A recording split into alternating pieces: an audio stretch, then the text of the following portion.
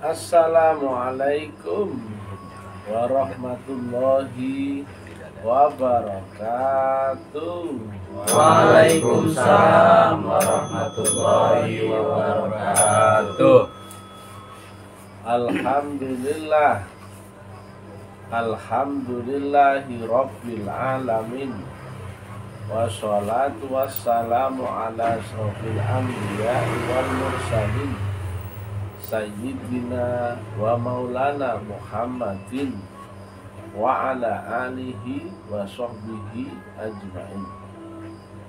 Ketemu lagi dengan Mr. Tem dengan uraian ilmiah tinggi tentang metodologi, metafisika, tasawuf, eksakta ilmiah. Bertempat di Kampus Taklim Ma'rifat Tasikmalaya, Kawalu.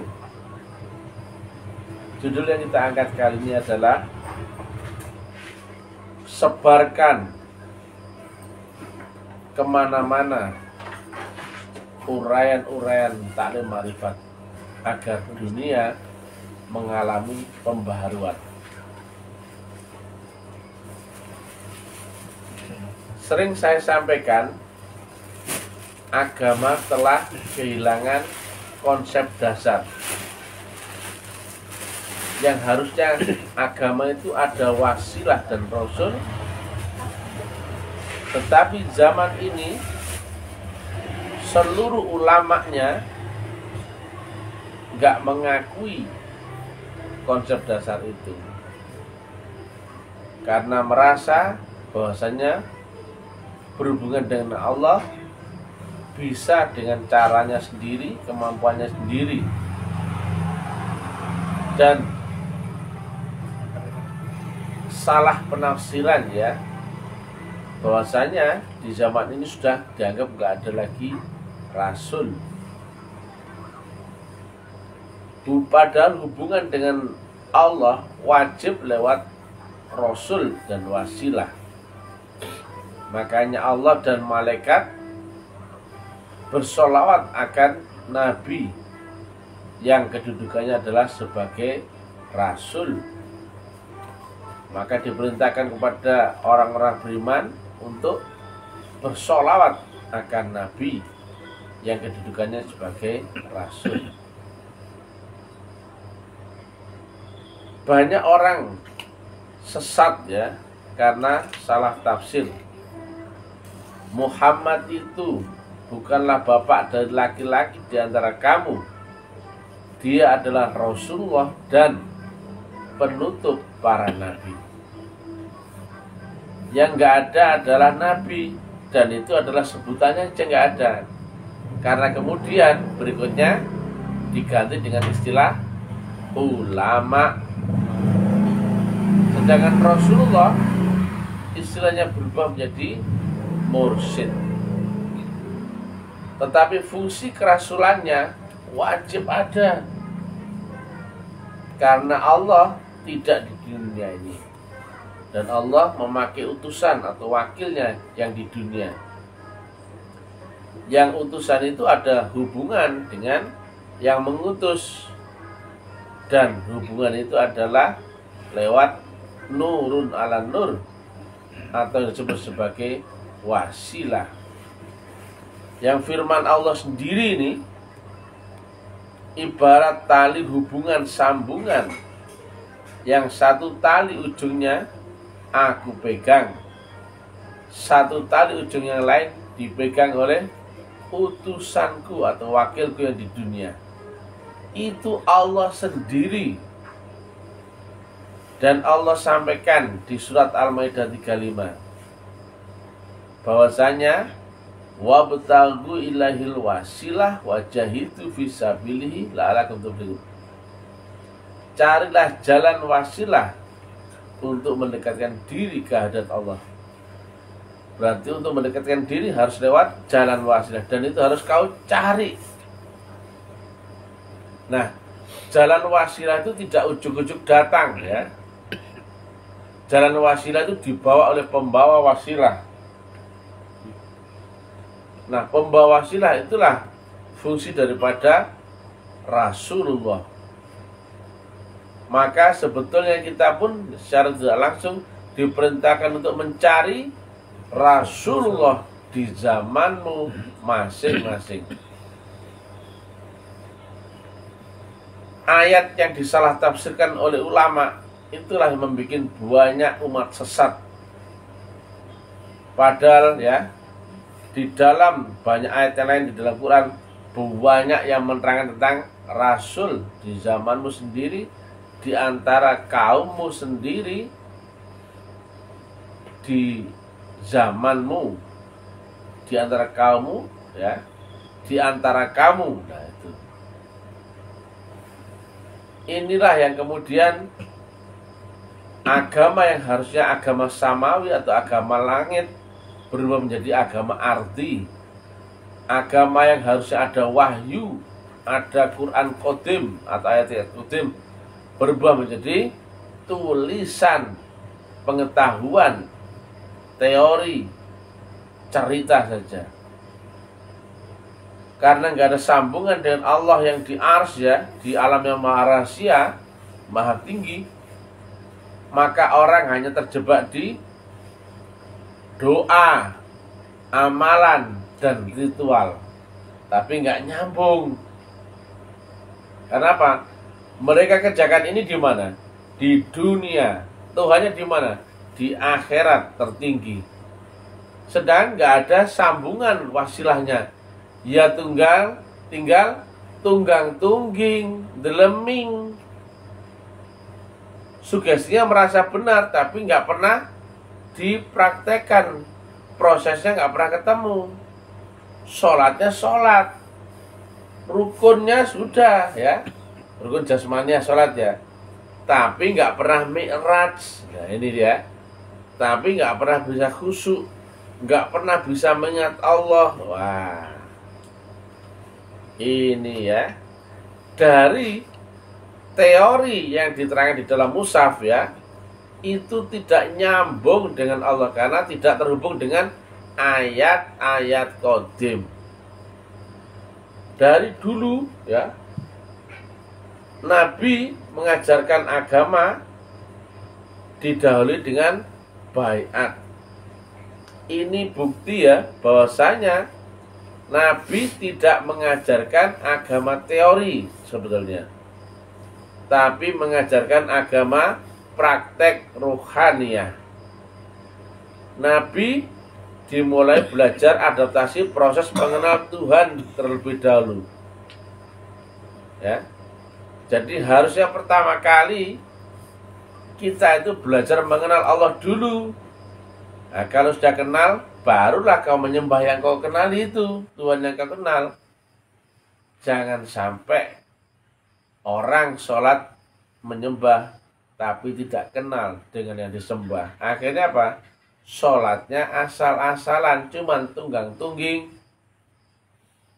nggak nyambung, nggak tahu kiblatnya. Inilah yang diancam oleh Allah dengan neraka di surat Al-Ma'un. Agama telah rusak separah-parahnya. Nah, dikhawatirkan Nabi, ya, akan gambaran akhir zaman. Yang aku khawatirkan pada umatku nanti adalah dakwahnya ulama-ulama su yang sesat lagi menyesatkan. Ulama-ulama itu adalah sejahat-jahatnya, sejelek-jeleknya makhluk di bawah kolong langit. Yang dari mereka lah fitnah itu bermula. Maksudnya fitnah ini fitnah agama atau salah tafsir atau memutarbalikkan ayat-ayat Allah dengan tujuan material duniawi.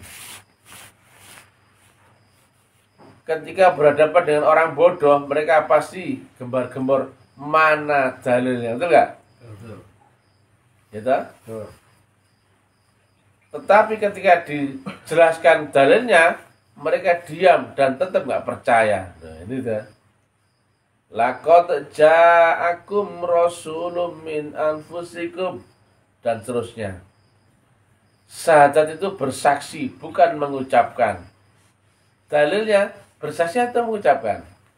Bersaksi. Kenapa prakteknya cuma mengucapkan?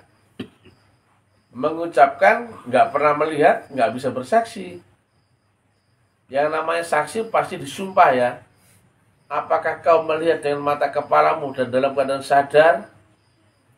Nah itu dia ya. Di mana-mana ulama tahu ya bahwasanya syahadat itu kalimatnya adalah bersaksi. Maka prakteknya harusnya menyaksikan, bukan mengucapkan. Kesesatan di mana-mana. Ini sudah dunianya hampir 99,9999% sesat semua.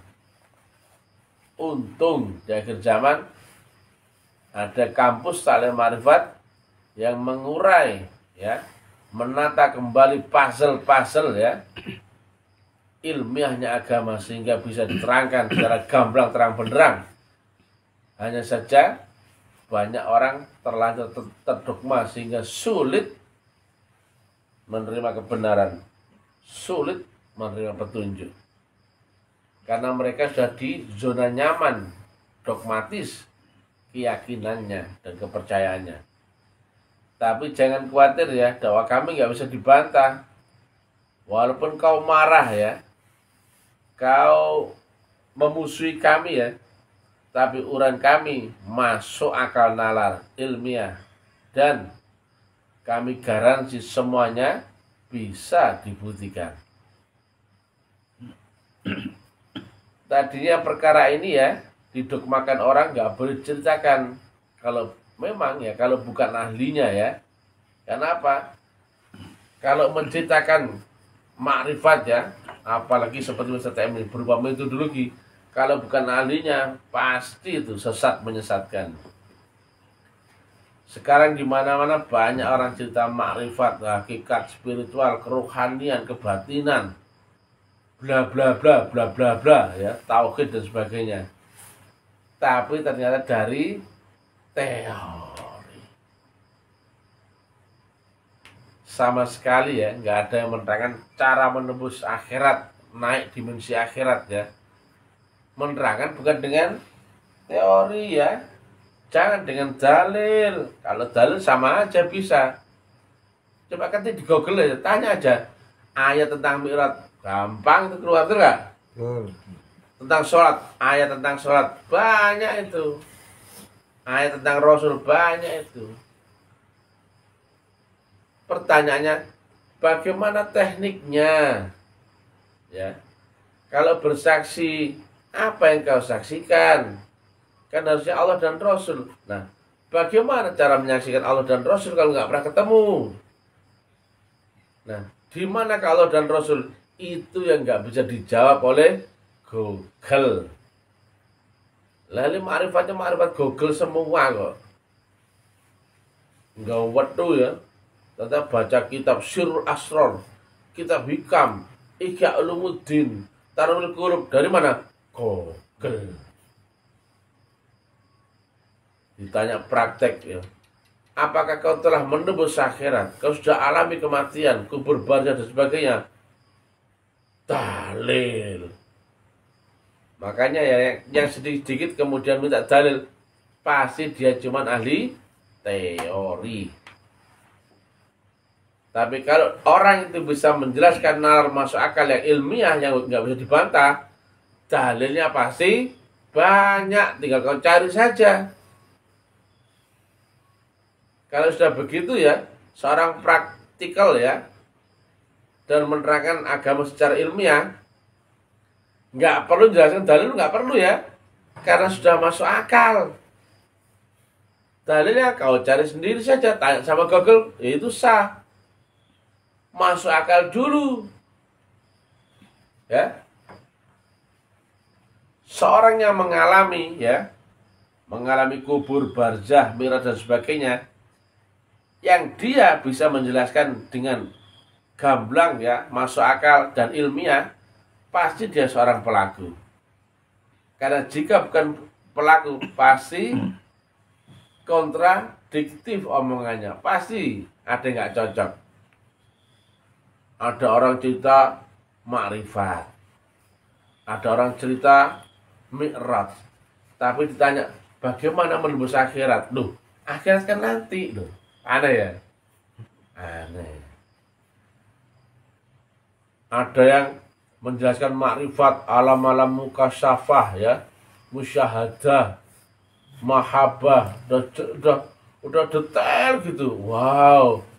Terus ditanya, bagaimana cara saya bersaksi akan Allah yang wujud di dunia? Gak ngerti loh, kan aneh. Aneh-aneh ya. Ada orang cerita tentang istilah-istilah di dalam ilmu kerohanian, sudah menceritakan tarekat, kemudian ini. Ditanya, siapa ulama waris zaman ini? Siapa dan di manakah guru wali yang mursyida berada zaman ini? Kau gak ngerti? Loh alah, bohong. Kalau gurunya masih manusia, gak mungkin bisa sampai Allah SWT. Kenapa? Yang benar-benar akan Allah siapa? Nurnya. Nah, kalau gurunya adalah nurnya Allah, maka benar-benar nggak sama Allah? Hampir. Sampai kepada Allah? Sampai. Nah, kalau gurunya masih ulama ini, kiai ini, gus ini, buya ini, habib ini, yang bukan membawa nur yang datang dari Allah Ta'ala, sampai Tuhan nggak? Enggak. Ya nggak sampai lah. Kan yang sampai Allah adalah nurnya sendiri. Kalau gurumu, orang yang cerita makrifat, bukan nurnya Allah sendiri, kamu cuma cerita omong tok. Ya. Kalau kau cerita begitu loh, makanan empuk bagi wisata, iya tak ludahin untuk mukamu, betul gak? Kalau kau sok-sokan ya di sini ngomongin keramat-keramatan saksian kemudian pengetahuan, tak ludahin kamu mukamu ya. Cangkemmu tak idoni kamu ya. Gak usah gaya-gaya kamu ya. Nah, ini Tasikmalaya, bro ya. Di sini ada ulama mabok ya. Namanya Abah Gos. Ya, deket-deket sini aja itu, Abah Hantu dia. Suka ya dandan aja. Kalau cewek itu dia pasti cantik gitu. Karena apa? Pasti cari lipstick, eyeshadow, pakai blush on gitu. Kemudian pakai maskara itu. Saya tahu karena istri saya ya. Istri saya nggak pernah dandan, cuman kalau dandan saya pelototin. Apa kok dandan aja? Nanti lama nih nggak kemana-mana, nggak cepat move on ya. Nah, di dekat sini ada ya ulama mabok namanya Abah Gos, Abah Hantu. Kadang bajunya pink, gitu. Bajunya merah putih, ungu, polkadot, lorek-lorek, doreng. Opo ulama kok gak pede gitu ya? Kayak karnaval. Ulama itu biasa aja kayak misalnya pakai kaos oblong gitu. Kenapa? Nggak perlu dipuji orang, nggak perlu tampil dihormati orang. Belum apa-apa sudah dandan duluan. Itu kalau misalkan perempuan itu perek gitu ya. Ya, kalau wanita itu perek dia tuh ya, suka jualan diri itu kan. Ya bukan lo? Bang Teja. Gitu. Ya nggak Bang Topik? Sudah tua kok goblok gitu. Ngaku-ngaku lagi, ngaku-ngaku mursyid ya. Mungkin malu aja ya. Sekarang dia nggak diakui ya. Ini tangga bagus. Nggak boleh ngomongin orang ya. Abah itu apa? Bapaknya genderuwo ya. Ya. Karena apa? Kalau mursyidnya palsu ya, ngaku-ngaku, maka dia membuat gerhana akan mursyid yang asli nggak? Ya. Maka dia menutupi Tuhan nggak? Itulah iblis. Jadi wujudnya iblis ya macam-macam abagos gitu di dunia nih. Serius. Ya. Sehingga banyak orang lebih kenal dirinya. Harusnya seperti saya nih, biasa saja, nggak perlu kau hormat sama saya, nggak perlu kau kagumi saya. Yang cukup kau hormati dan kau kagumi adalah Allahu Subhanahu wa Ta'ala. Gitu loh. Saya hanya cuma penyampai saja. Saya yang menentangkan ilmiahnya. saya bukan mursyid. Enak tak? Dan saya nggak pernah ngaku mursyid ya. Nggak pernah. Nggak pernah. Kalau ada yang bilang ngaku mursyid, silakan munculkan dan potong leher saya rame-rame ya. Saya cuma guru jasmani yang menerangkan metodologi agama di alam jasmani. Jelas ya? Jelas. Saya bukan guru rohani ya. Itu ada anak kemarin sore itu ya, bagus itu.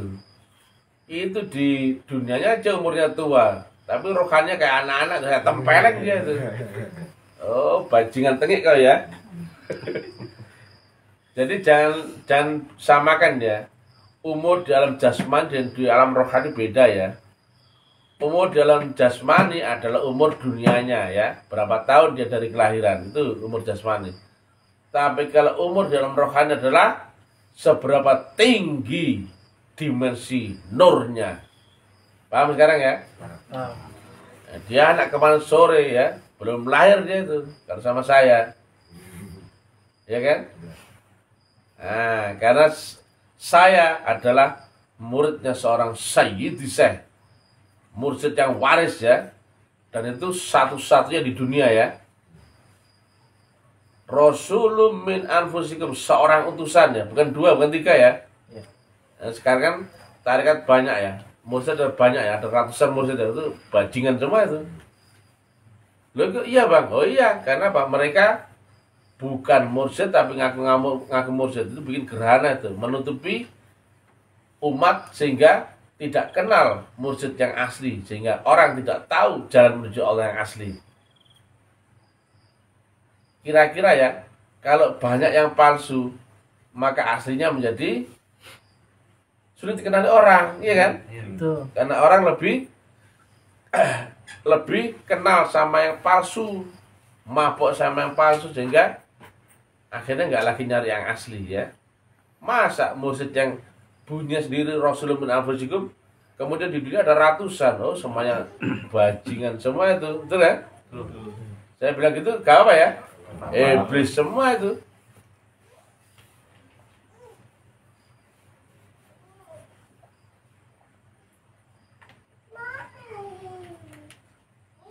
Gak usah ragu ya.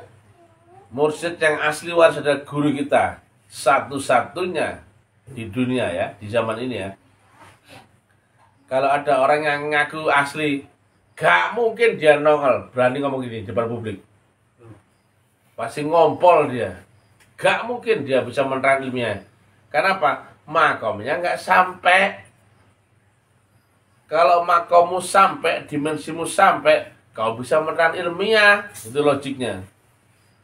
Kalau kau ya dari misalnya dari Jakarta ke Surabaya, kau telah sampai, ditanya naik apa? Pesawat. Pesawat apa? Lion Air. Berapa ongkosnya? Bisa jawab? Bisa. Kursi nomor berapa? Bisa jawab? Bisa. Berangkat jam berapa? Bisa jawab? Bisa. Sampai jam berapa? Bisa jawab? Bisa. Dijemput siapa? Bisa jawab? Bisa. Bagaimana kondisi di perjalanan? Bisa jawab? Bisa. Itu kalau pelaku dan jawabannya pasti ilmiah. Kenapa? Dia dari praktek sunatullah, bukan bacaan khayalan. Itu dia. Nah makanya kalau orang lain yang bukan praktek ya, atau dimensinya nggak sampai, pasti fenomena, pasti kiasan, kitab, dalil, halusinasi dan sebagainya. Kalau saya menerang agama, sederhana sekali, biasa saja, betul nggak? Betul.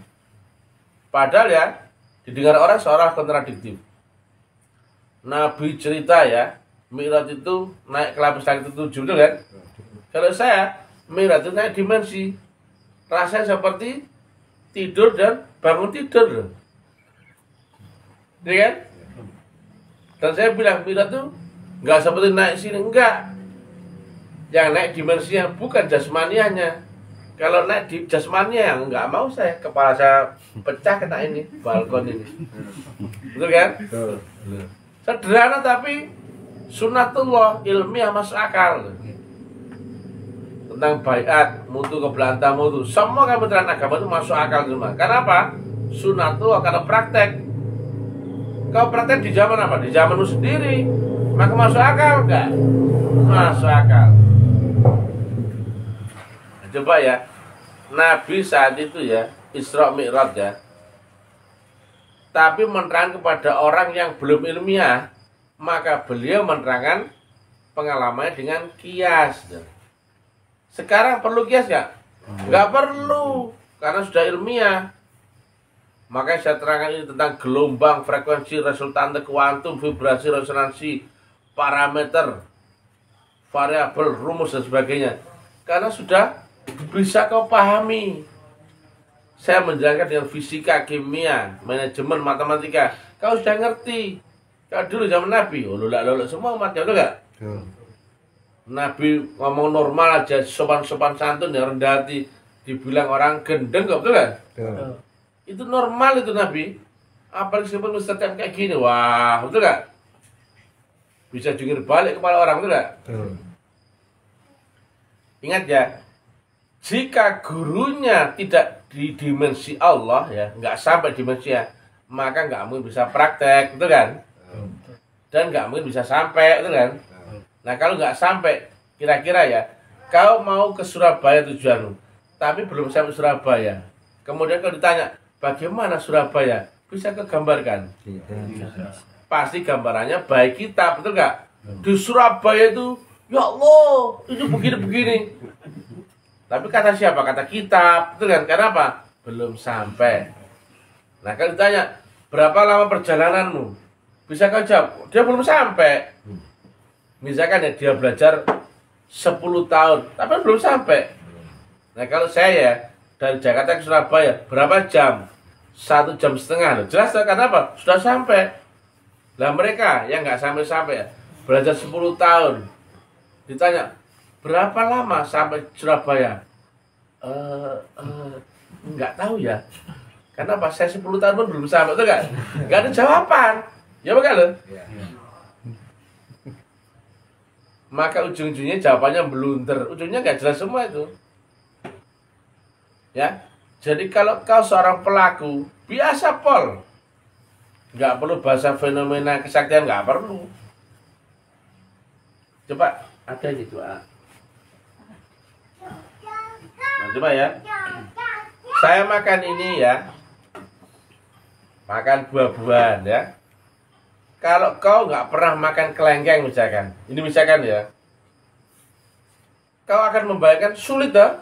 Oh nggak pernah makan. Tapi kalau saya makan kelengkeng begini ya. Nah.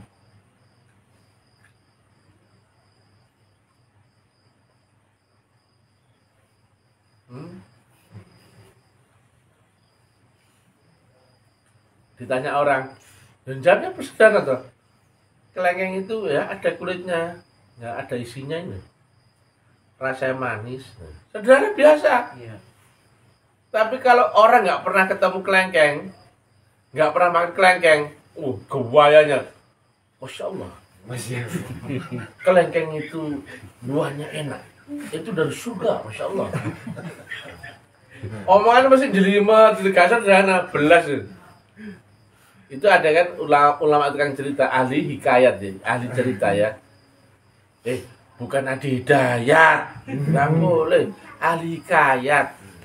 Beda orang, cuma mirip aja namanya. Ini saya cerita tentang ahli hikayat, masya Allah, subhanallah, ngomongnya empuk itu. Tapi kan dia bukan ahli praktek, bulat aja ceritanya.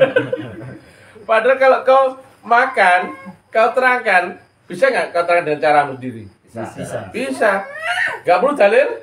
Gak perlu. Makanya ya, kalau orang ya sudah membuktikan ya praktek akhirat dan sebagainya, dia perlu dalil nggak untuk menjelaskan itu? Sudah nggak perlu, sudah dipraktekkan kok. Nah, ketika kamu mau ke Surabaya dan sudah sampai ya, perlu dalil nggak? Enggak perlu. Perlu ayat? Perlu penjelasan dari orang lain? Tidak. Perlu tanya orang? Enggak. Sudah sampai kok.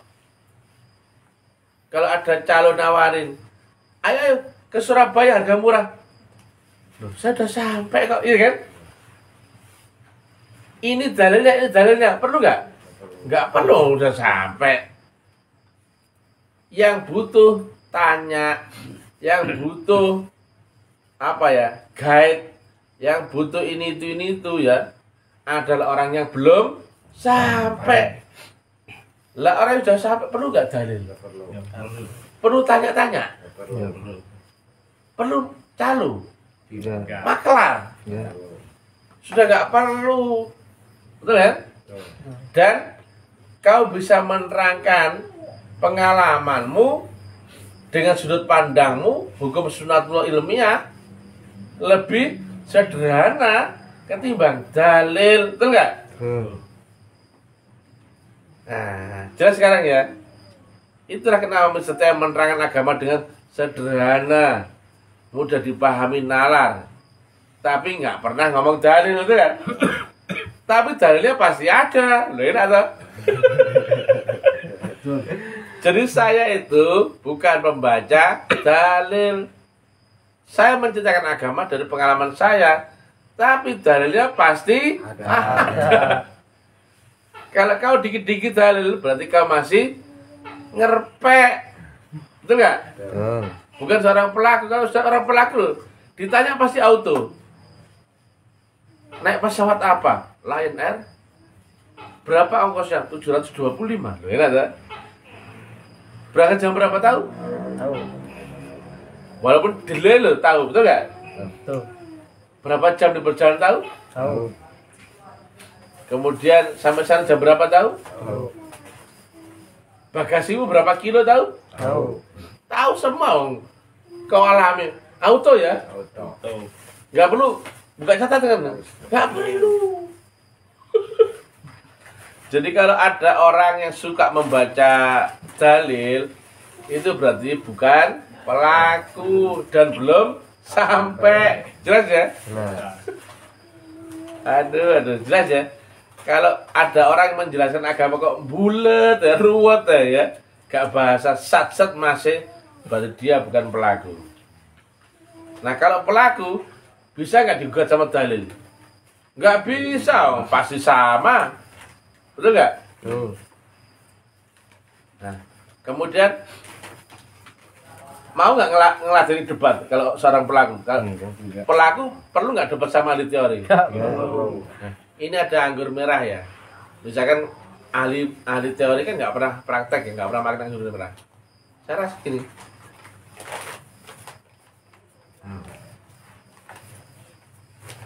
Tahu rasanya ya? Terus dia buka kitab. Rasanya anggur merah itu manis. Enggak juga ya. Rasanya asem, enggak juga. Ini kan campuran gitu ya. Ada manisnya, ada asemnya itu ya. Dan rasanya khas. Yang tahu siapa? Ya yang makan, itu enggak? Kalau kau hanya membaca, membayangkan tentang rasanya makan anggur merah, tapi nggak pernah praktek, kamu pasti berdasarkan kitab, itu kan? Lah aku berdasarkan pengalaman sendiri. Kemudian mereka debat. Rasanya anggur itu manis, rasanya kecut kata kitab. Rasanya itu. Kira-kira saya mau nggak duduk sama mereka semua ngeladeni debat? Aku tahu rasa sendiri. Mereka tetap debat. Oh, gendeng kabeh kok. Tapi nggak masuk. Betul nggak? Betul.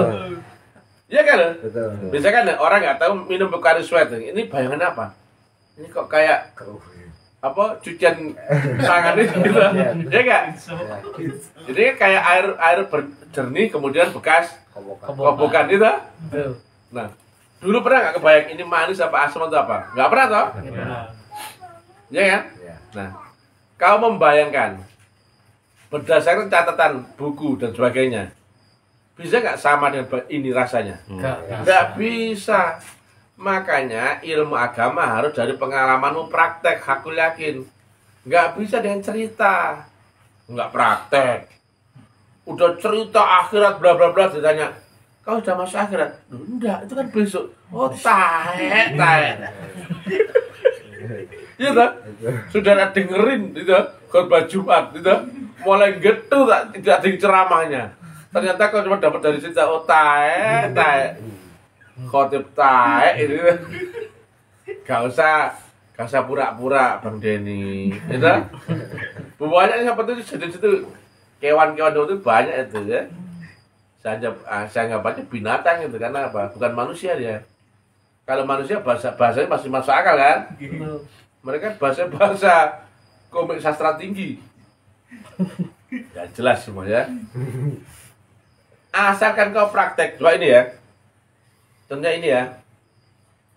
Kalau kau ketemu ini yang sama, ya, maka dilihat orang disebut lonceng, bel meja, bel pentil.